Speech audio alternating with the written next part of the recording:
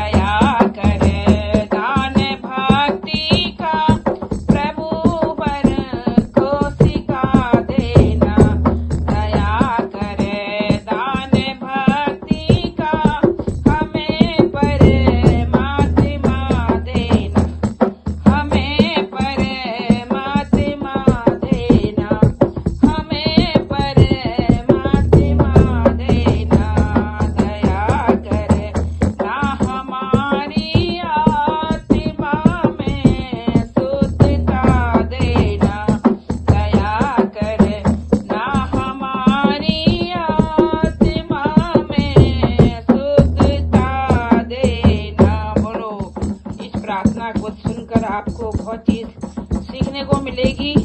एक तो आपस में मिलजुल कर रहना, और हमें जो भी बोलना है बहुत दिल को साफ करके बोलना है।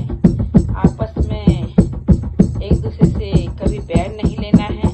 अपने कर्म को करते रहना है और सेवा करते रहना है और अपने धर्म की सेवा करनी है और ईमान पर चलना है और ईमानदारी से अपने वतन की रक्षा करनी है। अपने वतन के लिए जान देनी है। अपने वतन के लिए हमें कुर्बान होना है। तो बहुत कुछ इसमें सिखाया है। अगर आप लोगों ने प्रार्थना करी होगी स्कूलों में पहले से तो जरूर बताना मुझे कमेंट करके। मुझे याद आ रही थी अपने स्कूल की, तो मैंने कहा चलो आज स्कूल की प्रार्थना क्यों नहीं गाया जाए। अगर आपको अच्छा लगा लाइक कमेंट शेयर जरूर